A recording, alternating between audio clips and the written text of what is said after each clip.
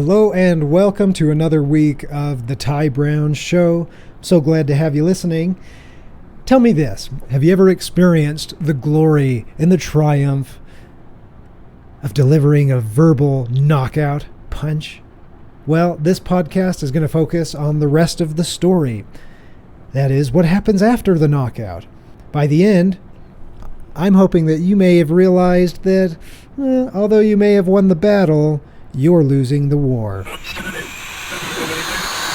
Podcasting from Conciliators, this is the Ty Brown Show. If you're a human and you think you might have to interact with other humans at some point, and you'd like that to go well, then listen up. Oh, yeah. It's time to get cozy with conflict. Let's go. And we're back.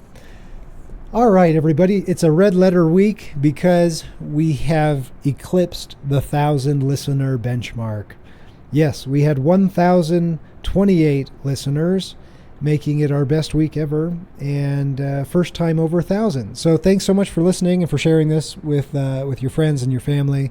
Hopefully everybody's getting plenty of benefit.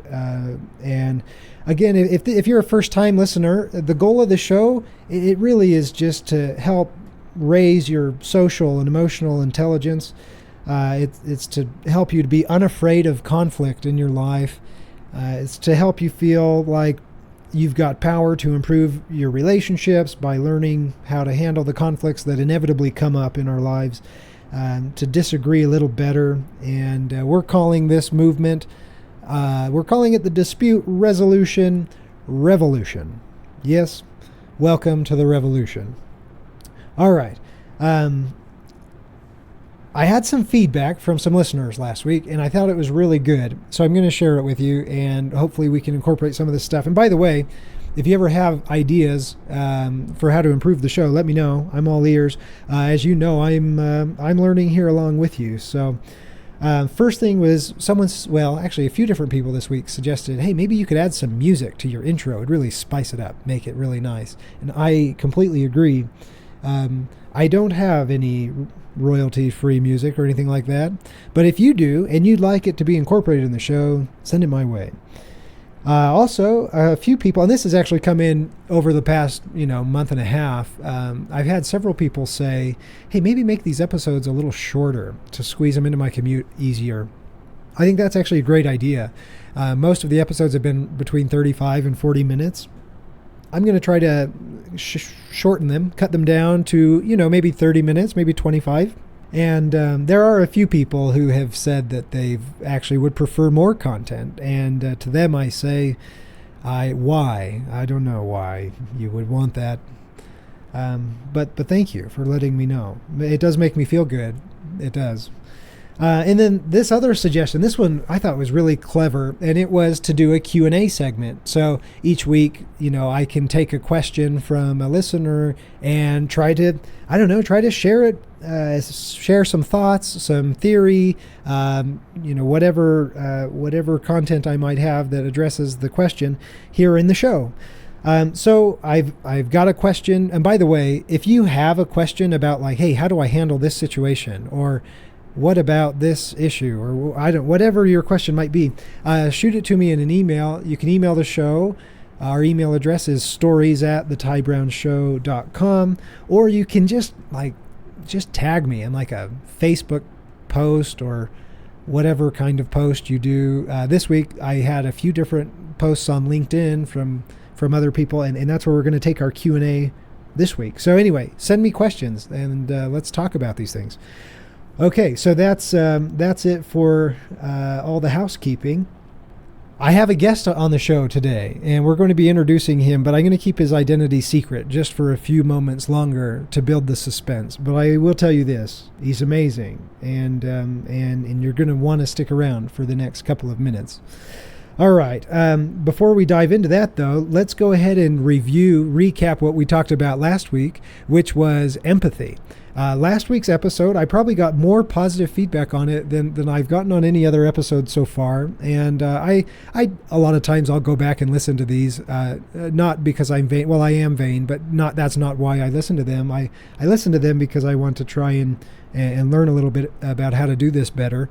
And a lot of times I kind of cringe throughout. But last week's I thought was really good. And I actually had some good ideas after the fact, after listening to it for a little while, that made me think, gosh, this is such an important topic. Empathy is so central. It is really the nucleus of being effective in communications, particularly when opinions vary and the stakes are high. So I'm just really excited to give you part 2 on empathy today, and that's kind of where we're headed today. All right, so let's dive into. We're going to do our Q&A. It also serves as a review of last week's. So this week's Q&A comes from listener Greg Johnston, creative maestro at Tamarack Capital. What is his title? Creative director at Tamarack Capital. Okay, so Greg asked this on LinkedIn. All right, he says, so. Philosophical question, Ty Brown. Where empathy is ultimate understanding, sometimes you can't understand unless you've gone through it yourself. In those situations, is empathy then to acknowledge that you can't fathom exactly what it feels like, but that your heart feels to the extent that you can imagine? All right, what a question, right? I mean, we're getting serious. This is like the nitty-gritty of empathy and human understanding. Okay, so to answer that question, I gave Greg my thoughts. This is what I said. Greg, I believe that our hearts and our brains have been created with the capacity, though not without tremendous effort and a lot of love for others, for us to understand and feel something that we haven't experienced. So what I'm saying there is, there's kind of this assumption in Greg's question, which is, where empathy is ultimate understanding, sometimes you can't understand unless you've gone through it yourself. Well, I actually think we actually can understand, even if we haven't gone through it ourselves. So anyway, I go on to say this. Basically, my philosophy is that there isn't necessarily a gap between what we can imagine someone is feeling and what they are actually feeling. Most often, I think the reason it seems like people can't really understand how we feel is more about our willingness to go there as opposed to our capacity to go there. All right. I kind of ended with sort of what I'd consider maybe a little bit of a spiritual tone here. But I said that this power of vicarious suffering, which each of us, I believe, is capable of doing, that's what empathy really is. It's sacred and at the core of what I feel makes humanity so special. All right. Greg responded very graciously by saying, I couldn't love that more. Thanks for your thoughtful response. Well, thank you, Greg. And yeah, I'm glad that we could feature Greg here in his question. All right, send other questions my way, and we'll see what we can do. I can't guarantee a good response. In fact, it's probably going to be kind of a crapshoot on that. So good luck, but should be fun anyways. All right, so now diving into part 2. So conversation without empathy, what does that look like? Honestly, it looks like most of the conversations we have. Very often we just don't have the empathy. I don't know why, we just don't. And these conversations, instead of becoming a learning conversation where we're really understanding each other and communicating well, they're just kind of like an exchange of slaps. It's like, here's my message. I'm going to send it your way. This is my ammo. It's the blow. I hope it lands. Slap. And then someone else responds and says, okay, well, I'm not surrendering. Here's my ammo. I'm delivering this message. Smack. Right? Very often our conversations go like this, and it's a competition about who can win, who has the bigger guns, who can outlast the other. Eventually somebody's defeated. And when that happens, now that the dust settles, you look around and say, all right, what was accomplished here? Well, to answer that question, we're going to dive into our story with the one, the only, the famous, the infamous Joshua Hoggan. So, by way of introduction, Joshua Hoggan, he's what to say about Josh? He's that kind of guy that, for all of you dads out there who have young boys like I do, he's the kind of guy that you want your boys to grow up to be like. That's Joshua Hoggan for you. So we're going to go into our Stop Hitting Yourself segment here with Josh. Josh, tell us a little bit about your experience where you've seen kind of people exchanging these verbal slaps and where it got them. Okay. All right. So in my story, the spark of the story really didn't involve me at first. It involved two other people, and just in this last year of high school, our senior year. And it involved my twin brother Noah and our really good friend Sage. So we were in this it's a class called American Problems, just all about America, the good and the bad. And all we talk about is how America has gotten to a certain point, why we're here today, and why we have certain political views and how they impact other views. So we had a lesson on gun control one day, and like I said, I won't get into the deep stuff. Oh, please do. I think I could probably be a little biased on that, but that's the funny thing about it, is that's how this argument started. What this story really brought was two people, learning how we got to this point on the views of gun control, Democratic Party viewing one thing, the Republican Party viewing another, and then stuff in between. And our teacher did really, really good at explaining just both sides. He wasn't biased. He's always been good at that. And that class ended that day, and I recognized my twin brother because I always walk with him everywhere. And I walked up to him and recognized he was talking to our friend Sage. And they weren't just talking. I could tell they were kind of throwing some meat at each other because their faces were getting red and voices were going higher.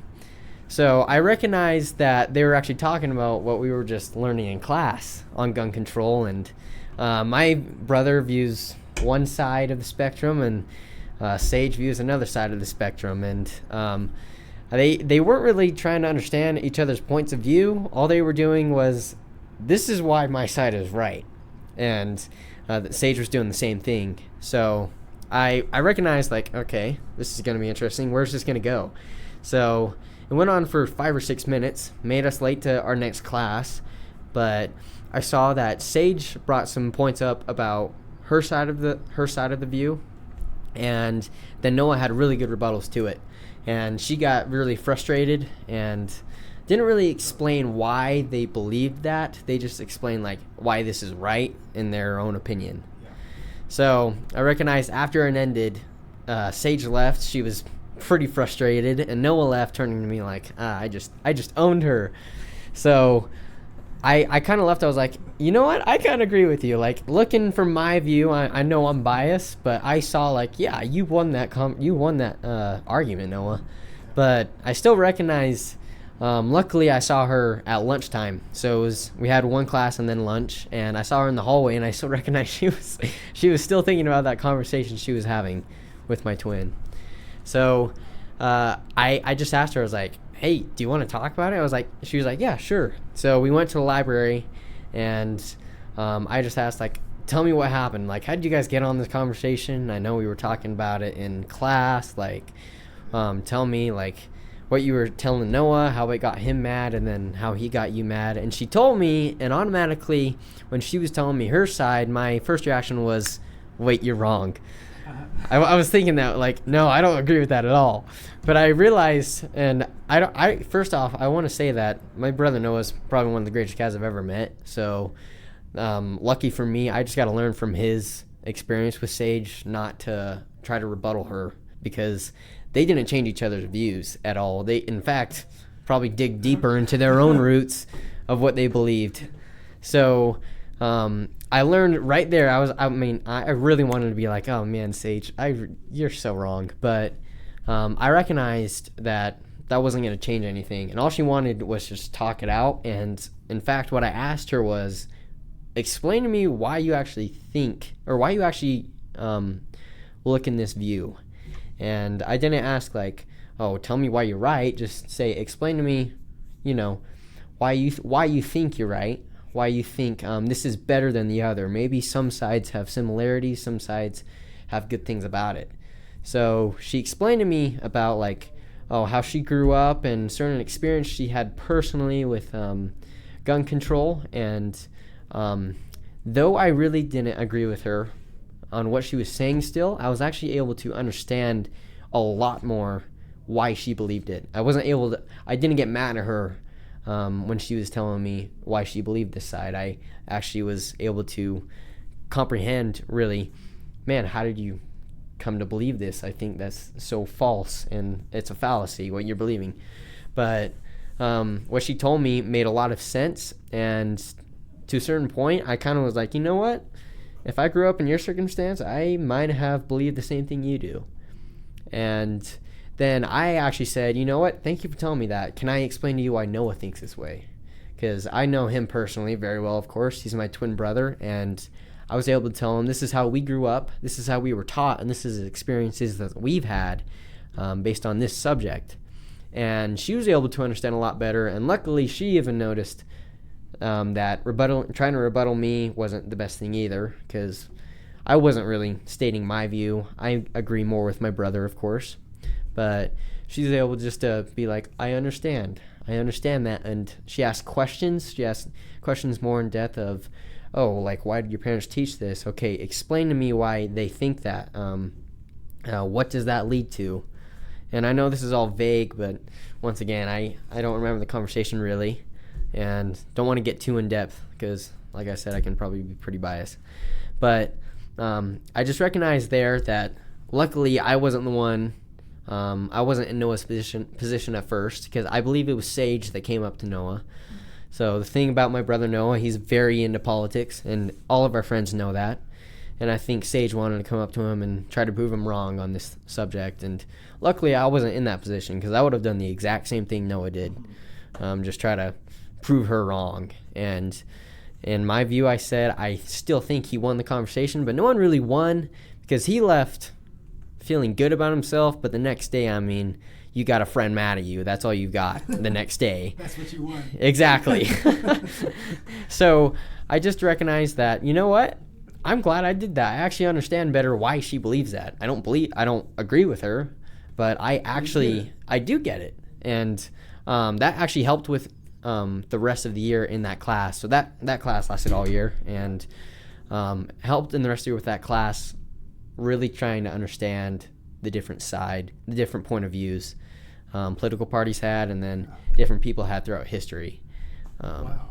So it kind of laid a foundation for you to discuss this kind of thing going forward. Is that right? Oh, it definitely did. And I've been able to do stuff like that before, but not to that extent, because both me and my brother actually are very into political stuff. So we would always get in arguments when we were younger with other people. We usually agree on most things, maybe not some things different, but I kind of regret some things I did in the past, because all I did was try to prove someone wrong, and then I either left mad or they left mad, or maybe both of us left mad, because we still think we're right no matter what. Yeah. So. Okay, so let me ask you this. So why do you think it's so easy for us to go into these conversations with the objective of winning the battle and proving that we're right, if there's really nothing to gain except for a rocky friendship? Yeah.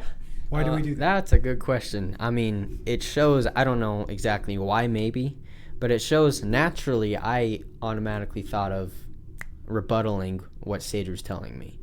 And I think that comes as human nature, trying to prove to someone that what we believe is right. And sometimes we know we have opinions, but sometimes we think those opinions are facts. Mm-hmm. And we don't really understand why you think that way. We just always think like, oh man, you're purely wrong. You're obviously wrong. Yeah. And this is why.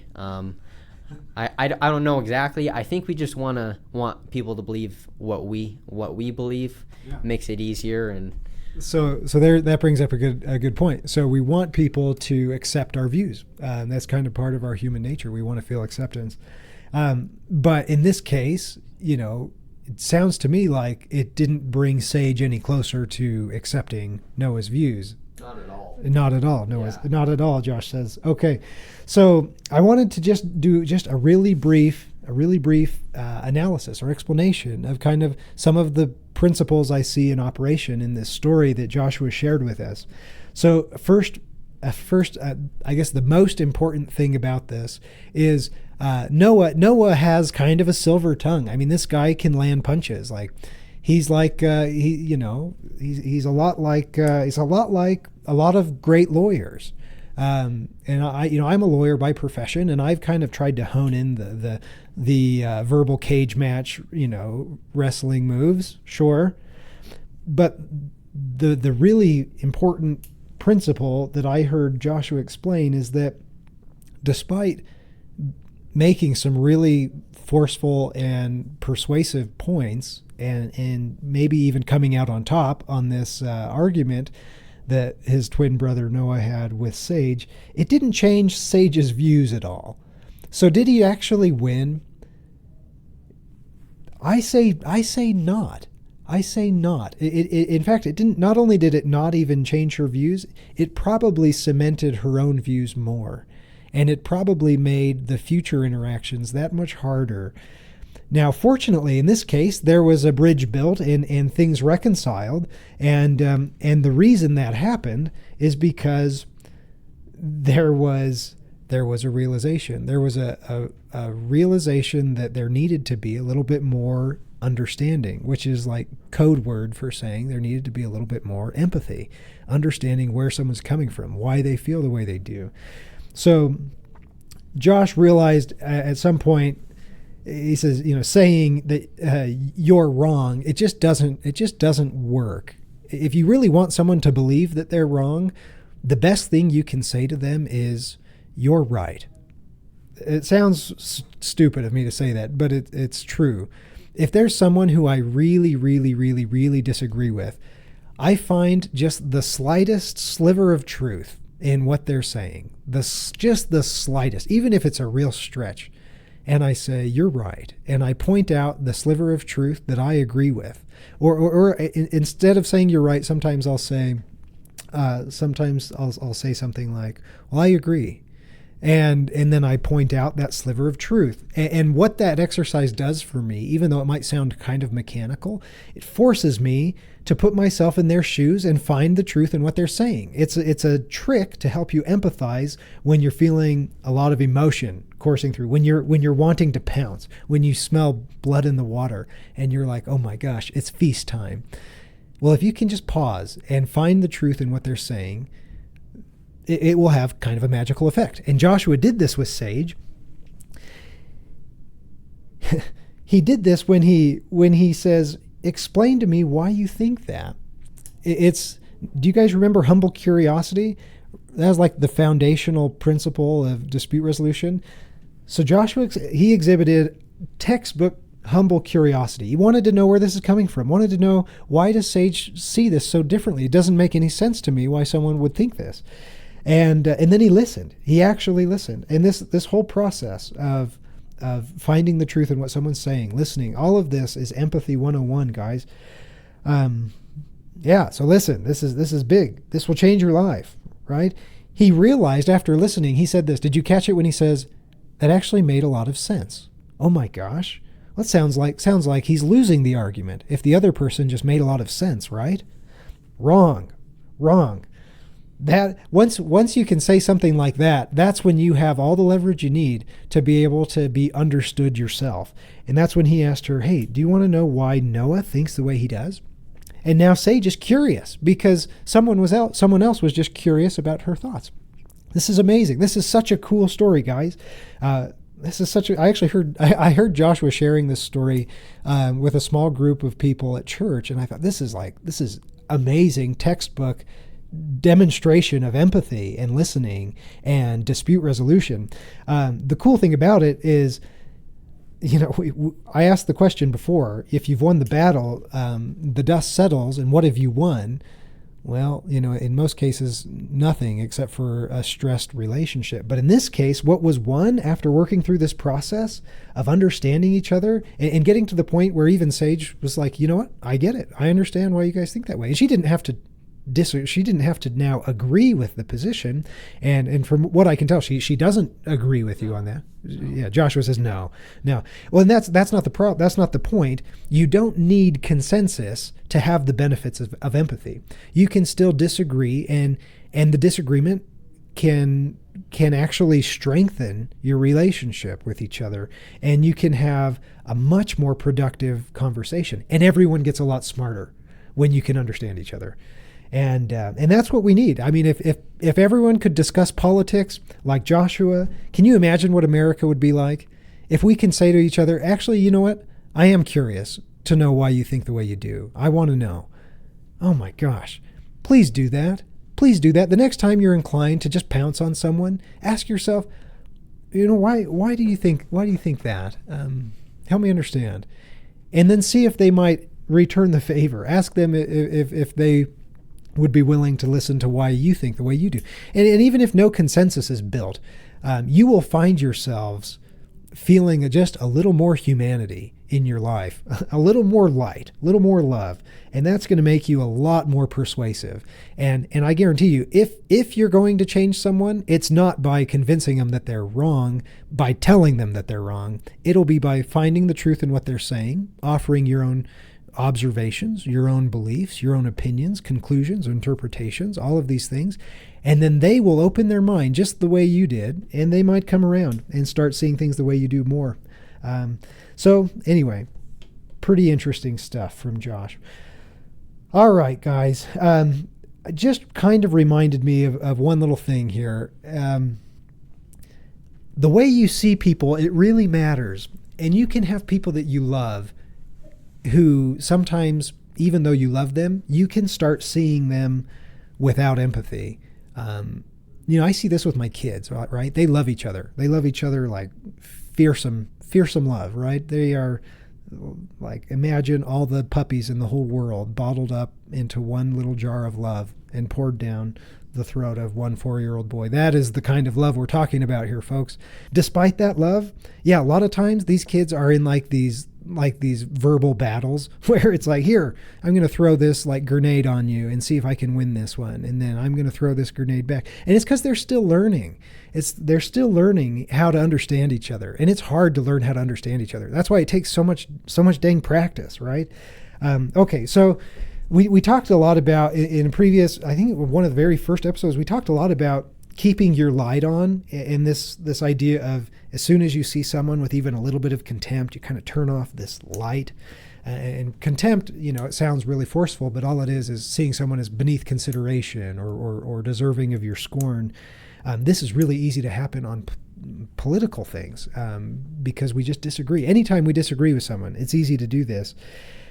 But your conversation will turn into a verbal cage match where even if you win, you actually lose. So in your conversations, try to distance yourself from contempt and try to improve your empathy, and you'll get much better results in your relationship. Empathize, everybody. Listen, learn, and understand, okay? All right. Now, I wanted to throw you this little bonus piece of info. I got this great insight while observing a birthday party for my 4-year-old son, Marshall. It is his second day being 4. He's quite enjoying it, I think. Yesterday was his actual birthday. And Marshall's big brother, Griffin is 5. Griffin loves presents. That is his love language. He is just like, oh my gosh, presents. Wow, they carry a lot of meaning for this kid. And birthday parties and presents, like, oh my gosh, it is just his jam, right? That is his jam. And it's always been hard when the other kids have birthdays and it's not his birthday because he feels jealous. He feels like, okay, well, like, when's it my birthday? And like, can I have some presents too, right? He's always felt that way. But yesterday was different. Something happened. Something amazing happened. This is it. He taught me he taught me something cool. So Marshall wakes up. It's his birthday. Everyone's excited, but no one's as excited as Griffin.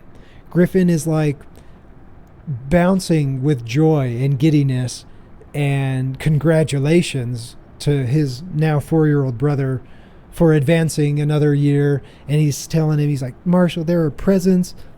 They are wrapped downstairs. You are going to love them. Like, let's go open them because you're going to want to play with these right away. And he just made the whole day all about Marshall. There was no jealousy. There was nothing but sheer excitement and joy and love. And I was like, how is this happening? What's switched? And as I pondered on this, I realized something amazing. Empathy has kind of a bad rap in that typically we think it's putting ourselves in someone else's shoes and feeling their pain, right? When we hear empathy, it's kind of like, ooh, it hurts. Empathy hurts. To feel empathy is owie. It's owie. That's what we say at my house. But actually, empathy is much broader. It's feeling the pain, but it's also feeling the joy. It's being able to glory in the successes and the wins and the triumphs of someone else without feeling jealousy, without saying, I wish this was me. And I got to tell you, the skill of feeling positive empathy is every bit as powerful as the skill of feeling like the painfulness empathy. Because if we can celebrate each other's successes, we're just a lot more likely to have successes ourselves. There is a lot to be learned if we can jump on board when someone else is riding high and not bring them down. In fact, not only do we not bring them down, we boost them higher, just like Griffin did for Marshall. You know what happened yesterday as Griffin did this? His I owe you awesome birthday present score jumped up by 20 points. And his next birthday is going to rock because we are just so proud of him. Like, as a parent, you see a kid do this and it is just like, oh man, yes, this is good. I want to reward this kind of behavior, right? And that's true with everything. Anytime you get a chance to bolster someone, to support them, to boost them up, even when they're riding a little bit high, even if they're riding higher than you are unlocking the keys to success, my friend. You can't unlock keys. You're using the key to unlock the doors of success. That makes more sense. All right, guys. Well, after listening to this episode, I can almost promise you're going to talk to someone before you go to bed tonight. And when you do, think about how they're feeling. Think about how they're doing. Think about what they're thinking. Try to understand them a little bit better. Go to where they are. Just connect, make the effort to connect and understand how they feel and why they feel the way they do. Then let the dust settle and see what you've accomplished. I promise you it'll be more than you've accomplished if you were to argue a point with that same person. So with that, we're signing off.